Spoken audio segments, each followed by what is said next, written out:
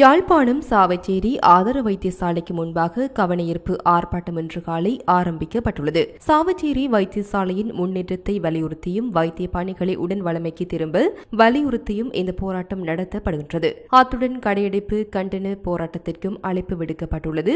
சாவச்சேரி வைத்தியசாலையின் பதில் வைத்தியர் அத்தியட்சகரை பதவி நீக்கம் செய்து கைது செய்ய முயற்சிப்பதாக நேற்றிரவு வெளியான தகவலை அடுத்து பொதுமக்கள் வைத்தியசாலை வளாகத்தில் கூடிய நிலையில் நேற்று நள்ளிரவு அங்கு அமைதியின்மை ஏற்பட்டது.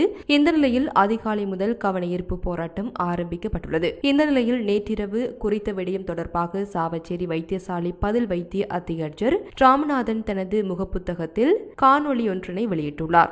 அவர் அந்த காணொலியில் தெரிவித்துள்ளதாவது: நான் எனது தமிழ் மக்கள் சொல்லாமல் வைத்தியசாலையை விட்டு வெளியேற மாட்டேன். நான் 3 நாட்களாக எவ்வித பாதுகாப்பும் இல்லாமல் வைத்தியசாலையில் இருக்கின்றேன். போலீசாரும் இந்த விடயத்தினை முடிந்தளவு பிரச்சனை இல்லாமல் தான் தீர்க்க பார்க்கின்றார்கள். வடக்கு மாகாண சுகாதார பணிப்பாளர் சமன் பத்ரன் இரவு 7 மணியளவில் இடமாற்ற கடிதத்தை என்னிடம் கொடுக்க முற்பட்டார். அலுவலக நேரம் அல்ல என தெரிவித்து அதனை ஏற்கவில்லை என பதிவிட்டுள்ளார். இதேவேளை வடக்கு மாகாண அரசு வைத்தியசாலை வைத்தியர்கள் பணி புறக்கணிப்பில் ஈடுபட தீர்மானித்துள்ளதாக அரசு வைத்திய அதிகாரிகள் சங்கம் அறிவித்துள்ளது.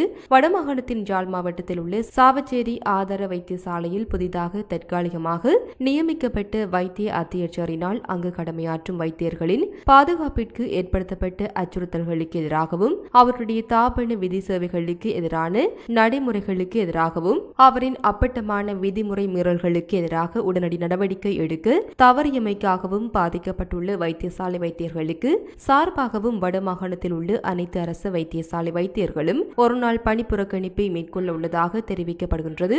எனவே இதன் பிரகாரம் இன்று காலை 8 மணியளவிலிருந்து நாளை காலை 8 மணி வரை வைத்தியர்கள் உயிர்காக்கும் அவசர சிகிச்சைகளில் மாத்திரமே ஈடுபடுவர் என அரசு வைத்திய அதிகாரிகள் சங்கம் தெரிவித்துள்ளது.